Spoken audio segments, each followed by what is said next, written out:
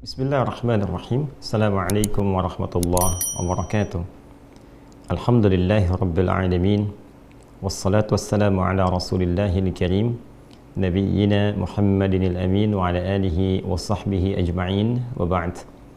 Saudara-saudariku dimanapun Anda berada, semoga kita semua senantiasa dianugerahi kesehatan paripurna yang menjadikan kita mampu meningkatkan ibadah dan ketakwaan pada Allah Subhanahu wa Ta'ala. Semoga seluruh aktivitas kita sampai detik ini dirahmati dan diridhai oleh Allah Subhanahu wa Ta'ala. Teman-teman, seperti diketahui bahwa Ramadan semakin mendekat. Dalam hitungan hari, bulan mulia ini yang tentunya dipenuhi dengan berbagai keistimewaan akan kita hadapi bersama dan membutuhkan persiapan-persiapan paripurna seperti yang banyak telah kita pelajari. Teman-teman, ada satu pengingat yang sangat luar biasa dari Nabi Sallallahu Alaihi Wasallam yang dengan pengingat ini bukan hanya memberikan motivasi kepada kita untuk meningkatkan ibadah kepada Allah, tapi juga saat yang bersamaan menghadirkan kecaman yang sangat dalam bila ada di antara umat Islam, umat Nabi Muhammad SAW yang menyepelekan Ramadan sehingga tidak memaksimalkan berbagai macam fasilitas kebaikan dan keistimewaan yang Allah telah bentangkan hanya di bulan mulia ini. Hadis dimaksud diriwayatkan oleh Al-Imam At-Tirmidzi diantaranya dalam kitab Sunan beliau nomor hadis 3545 yang tersambung sanadnya kepada sahabat mulia Abu Hurairah radhiyallahu taala anhu dari Nabi sallallahu alaihi wasallam. Satu kali Nabi sallallahu alaihi wasallam bersabda, "Raghima anfu rajulin liman dzukirtu 'indahu falam yusalli 'alayya. Raghima anfu rajulin liman dakhala 'alaihi Ramadan thumma salakha qabla an yughfara lahu. Raghima anfu rajulin adraka 'indahu abawahu al-kibar aw ahaduhuma falam yudkhilahul jannata." Teman-teman, ada tiga yang disampaikan oleh Nabi SAW dalam hadis ini. Yang pertama beliau sampaikan, raghima anfu rajulin, sangat tercela seseorang jauh dari rahmat Allah Subhanahu wa Ta'ala dan sungguh merugi. Jadi raghima anfu rajulin ini kalau secara tekstual diartikannya kotor hidung seseorang, kan? Ya, kena debu, ya, kena kotoran, ya, ini menunjukkan seseorang yang biasanya mohon maaf dalam peribahasa Arab itu kalau dia kotor kemudian juga tampilannya tidak bersih menunjukkan pada sesuatu yang kurang baik, kurang elok, ya. Namun dalam peribahasa ini juga menunjukkan sesuatu yang sangat tidak mulia, ya. Kalau kita hadirkan dalam bahasa sekarang, sesuatu yang terhina, ya, sesuatu yang sangat merugikan. Ini gambarannya. Jadi tadi saya artikan di awal, raghima anfu rajulin. Nah, persis seperti gambaran misalnya hidung belang, ya, yang dulu dalam konteks sejarah itu, ya, saat ada salah satu pejabat dari kolonial Belanda waktu itu di Jakarta yang mendapati bahwa ada yang mengatakan keponakannya atau dari keluarganya, ya, bagian dari keluarga itu yang perempuan kemudian berzina dengan salah satu prajuritnya, kemudian dihukum, dipraktekkan kemudian hukum rajam, baik bagi perempuannya juga dihukum, yang laki-lakinya juga demikian. Maka sebelum dihukumi itu yang laki-laki dia diberikan coretan di hidungnya dengan arang, ya, sehingga menjadi belang, dan di situ disebut kemudian istilah hidung belang, ya, untuk menunjukkan kehinaan satu yang kotor, satu aib, ya. Maka kembali kepada peribahasa tadi yang disampaikan oleh Nabi sallallahu alaihi wasallam dalam kalimat hadisnya, raghima anfu rajulin, ya, sungguh menjadi aib, sungguh menjadi merugi, sesuatu yang tidak elok dilakukan. Liman dzukirtu 'indahu falam yusalli alaihi. Yang pertama adalah orang-orang yang disebutkan namaku kepada Nabi Muhammad SAW, ya, maka dia tidak bersalawat kepada Rasulullah. Ya, disebutkan nama Nabi Muhammad SAW, tapi dia tidak bersalawat. Jadi aib, kata Nabi, seseorang yang disebutkan nabinya, ya kan, orang yang telah diutus Allah Subhanahu wa Ta'ala untuk membimbing dia menuju kebaikan, memberikan syafaat pada kemuliaan, mengajarkan pada kebaikan, membawa pedoman yang mengantarkan pada kesuksesan, kebahagiaan. Bahkan ketika disebutkan pun tak mampu bersalawat kepada Nabi Sallallahu Alaihi Wasallam. Bahkan dengan salawat itu pun sebetulnya kasih sayang Rasulullah yang memohonkan kepada Allah. Ya kan? Dengan mencintai Nabi, menyebutkan salawat, justru kembali kepadanya 10 kebaikan. Ya kan? Man shalla alayya salatan sallallahu alaihi asyra salawat. Siapa yang bersalawat kepadaku, kata Nabi sallallahu alaihi wasallam, maka Allah memberikan 10 kemuliaan kepadanya.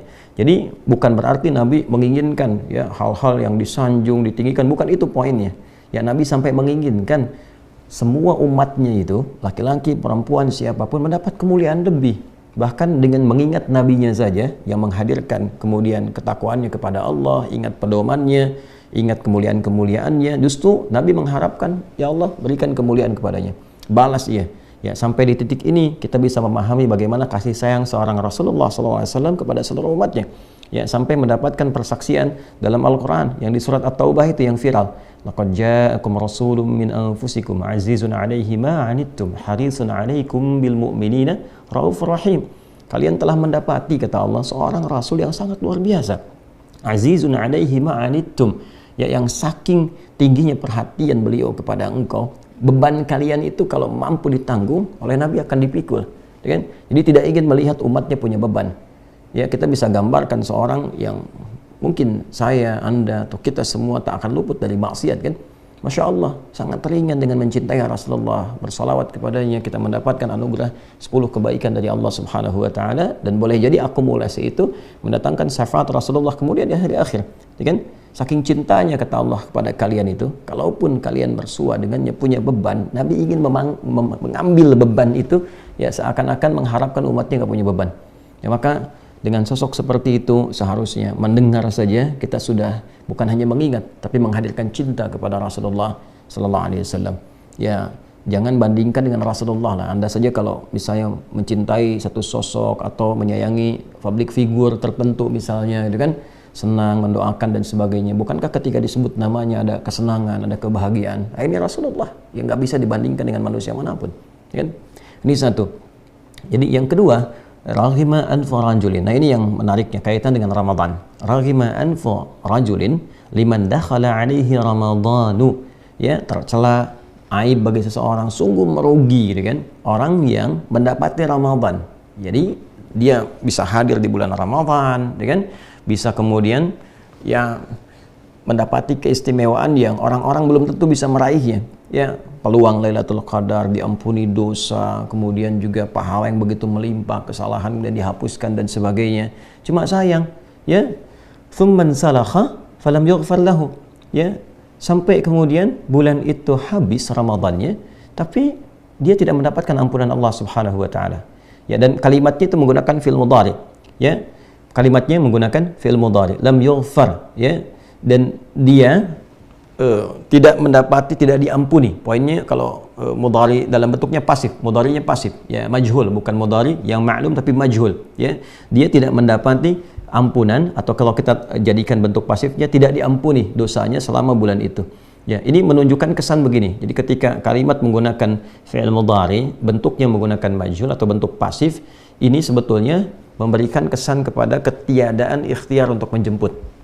Ya, jadi Allah membuat satu aturan. Siapa yang minta ampun, diampuni. Siapa yang memohon dalam Lailatul Qadar misalnya, diberikan banyak kemuliaan. Ya, kesalahan siapa yang minta diampuni, digugurkan kesalahannya. Allahumma innaka afuwun tuhibbul afwa fa'fu anni. Diajarin oleh Nabi SAW, ya, Nabi mengajarkan kepada Sayyidah Aisyah doa yang dimohonkan dalam setiap jeda kesempatan salat tarawih untuk menghapuskan kesalahan. Salatnya kalau benar bisa menggugurkan dosa-dosa, mendapatkan malam Al-Qadar.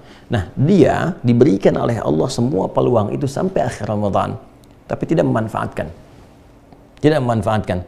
Ya, karena itu yang seharusnya hari pertama bisa mendapatkan ampunan, dia nggak diampuni. Tidak diampuni itu dalam konteksnya apa? Maksudnya dia tidak memanfaatkan waktu-waktu itu dengan maksimal.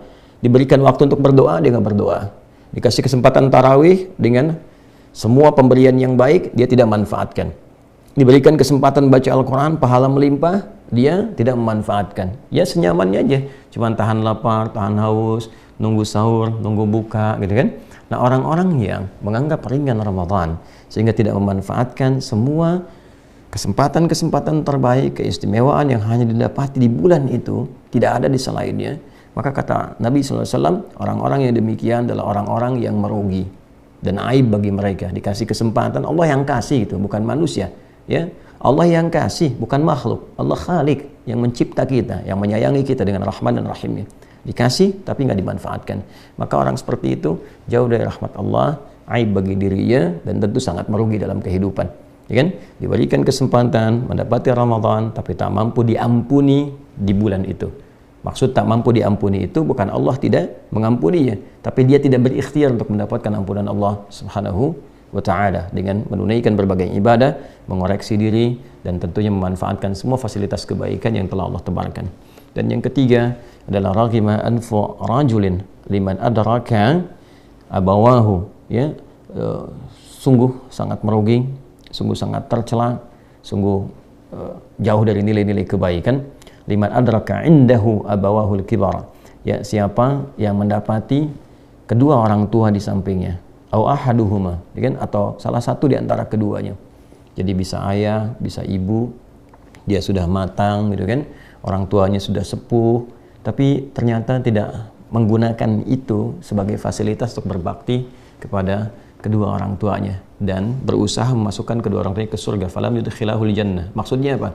Ya, di sini ada kata kiasan yang sangat dalam, sebagaimana orang tua itu merawat Anda, ibu mengandung, melahirkan, menyayangi, demikian juga ayah mencari berbagai hal untuk kenyamanan anaknya, pendidikan dia yang bagus, sampai disekolahkan di tempat yang terbaik, padahal boleh jadi ayahnya bekerja siang malam, peluh keringatnya dan sebagainya, tetapi kemudian ketika dia mendapati kedua orang tuanya sudah demikian sepuhnya, dan bahkan dia punya kemampuan, punya kematangan, tapi tak peduli dengan kedua orang tuanya, ya, untuk memberikan fasilitas, perhatian saja dia tidak mampu. Ayahnya sakit cuman taruh bunga aja gitu kan, dia nggak sadar bagaimana ayahnya bahkan rela bertukar nyawa ketika anaknya dalam keadaan sakit yang sangat parah misalnya, ya.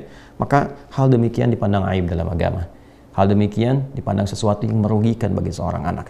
Jadi 3 hal disebutkan di sini, ya, berbakti kepada kedua orang tua, mencintai Nabi SAW dengan memperbanyak salawat kepada beliau, dan yang ketiga memanfaatkan Ramadan dengan penuh kemuliaan dan kebaikan, semangat dan niat ikhlas karena Allah Subhanahu wa ta'ala.